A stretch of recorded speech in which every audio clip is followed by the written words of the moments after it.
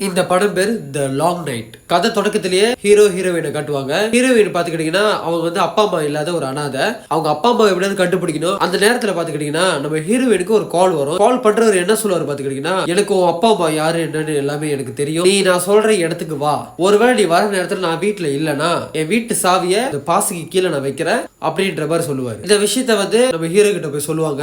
சரி, போற வழியில எங்க அப்பா அம்மாவை போய் பாத்துட்டு வந்துடலாம், உன்னை வந்து எங்க அப்பா அம்மா கிட்ட காட்டணும் அப்படின்ற மாதிரி ஹீரோ சொல்லுவாரு. நம்ம ஹீரோ ஹீரோயின் வந்து சொன்ன இடத்துக்கு போயிட்டு இருப்பாங்க. வண்டியில போயிட்டே இருக்கும்போது நம்ம ஹீரோ வந்து நம்ம ஹீரோயின் தொடையில கை வைப்பாரு. நம்ம ஹீரோயின் வந்து அப்படியே தொடைய அப்படின்னு நவுத்துவாங்க. நம்ம ஹீரோ கேட்பாரு என்ன ஆச்சு உனக்கு அப்படின்னு. அப்ப நம்ம ஹீரோயின் சொல்லுவாங்க, உங்க அப்பா அம்மா வந்து நான் வந்து அப்பா அம்மா இல்லாதவ அப்படின்ற மாதிரி ஒரு மாதிரியா என்ன பேசிட்டாங்க அப்படின்ற மாதிரி ஒரு மாதிரி ரொம்ப சோகமா ஒரு மாதிரி கோவத்தோட பேசுவாங்க. இதனாலேயே எங்க அப்பா அம்மா யாரை நான் கண்டுபிடிச்சி நான் வந்து கொண்டு வந்து நிறுத்துறேன் அப்படின்ற மாதிரி நம்ம ஹீரோயின் சொல்லிக்கிட்டு வருவாங்க. நம்ம ஹீரோ ஹீரோயினும் அந்த வீட்டுக்கு போயிடுவாங்க. வீட்டுக்கு கதவு தட்டுவாங்க. வீட்டுக்குள்ள யாருமே இருக்க மாட்டாங்க.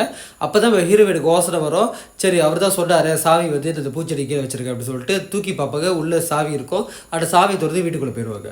வீட்டுக்குள்ள போறவங்க புத்தி பார்ப்பாங்க. வீட்டுக்குள்ளேயே யாரும் இருக்க மாட்டாங்க. அடுத்த நாள் காலையில ஹீரோயின் எந்திரிச்சு ஜாக்கிங் ஓட ஆரம்பிப்பாங்க. நம்ம ஹீரோவோ நடந்து வந்துகிட்டு இருப்பாரு இந்த காட்டுக்குள்ள. நம்ம ஹீரோயின் ஜாக்கிங் ஓடி வந்துகிட்டு இருக்கும் போது திடீர்னு ஒரு பாம்பை பார்த்துட்டு அங்கிருந்து பதறி போய் திருப்பி வீட்டுக்கு ஓடி வந்துருவாங்க. அந்த வீட்டுக்குள்ள போயிட்டு கண்ணாடி வெளியே பார்ப்பாங்க. வெளியே எவனோ ஒருத்தர் நிக்கிற மாதிரி இருக்கும். பார்த்துக்கிட்டே இருக்கும்போது திடீர்னு அந்த பாம்பு வீட்டுக்குள்ள வந்த மாதிரி அவங்களுக்கு இருக்கும். அந்த பயத்துல கையில எடுத்த கிளாஸை கீழே போட்டு உடச்சி அந்த கிளாஸ்ல அவங்க காலை குத்திப்பாங்க. அப்ப நம்ம ஹீரோ வந்துட்டு அவங்கள தூக்கிட்டு போயிட்டு அந்த கிளாஸ் அவங்க காலில் எல்லாத்தையும் எடுத்து முடிச்சுட்டு அவங்க ரெண்டு பேருக்குள்ள ஒரு ரொமான்ஸ் நடக்கும். அதுக்கப்புறம் நம்ம ஹீரோ குளிக்க போயிருவாரு. நம்ம ஹீரோ வீட்டு ரூம்ல தூக்கிட்டு இருப்பாங்க. பாத்ரூம் கதவு லாக் ஆயிரும்.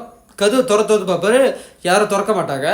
அங்க ஹீரோ வீடு பாத்தீங்கன்னா திடீர்னு ஒரு விசித்திரமான கிழவு கட்டுக்கிட்டு இருப்பாங்க. அவங்களுக்கு பெட்டுக்கு பின்னாடி ஒருத்த வந்து மாஸ்க போட்டுக்கிட்டு வினோதமா உட்காந்து இருப்பான். அவன் எதுவும் அவங்கள பாத்துக்கிட்டே இருப்பான். திடீர்னு நம்ம ஹீரோ வீடு அப்படியே பெட்டு மேல இருந்து அப்படியே கட்டுக்கிட்டுலாம் ஒரு மாதிரி வெள்ளையாயிரும்.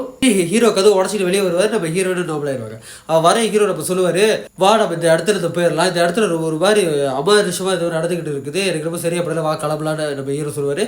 அதுக்கு ஹீரோயின் சொல்லுவாங்க, முடியாது, எங்க அப்பா அம்மா யாரும் தெரியாம இந்த இடத்துல வர முடியாதுன்ற மாதிரி ஹீரோயின் சொல்லுவாங்க. பேசிக்கிட்டு திடீர்னு வெளியே பார்த்தா ஒரு 4-5 பேரு மாஸ்க போட்டு வினோதமா வெளியே அப்படியே நின்றுகிட்டு இருப்பாங்க. இதுக்கப்புறம் உள்ள கதையை நீங்களே பார்த்து தெரிஞ்சுக்கிட்டு ரொம்ப இன்ட்ரெஸ்டா இருக்கும். இது வந்து ஒரு சாத்தான் மூவி, நல்ல பருபமா நல்ல ஹாரலா இருக்குது. அடுத்தது என்ன அப்படின்ற ஒரு ஆர்வம் இந்த படத்துல இருந்துகிட்டே இருந்துச்சு. அருமையான ஒரு படம். பார்க்காதவங்க இருந்தீங்கன்னா கண்டிப்பா இந்த படத்தை பாருங்க. நான் உங்கள் கிரேஸ்ஜி.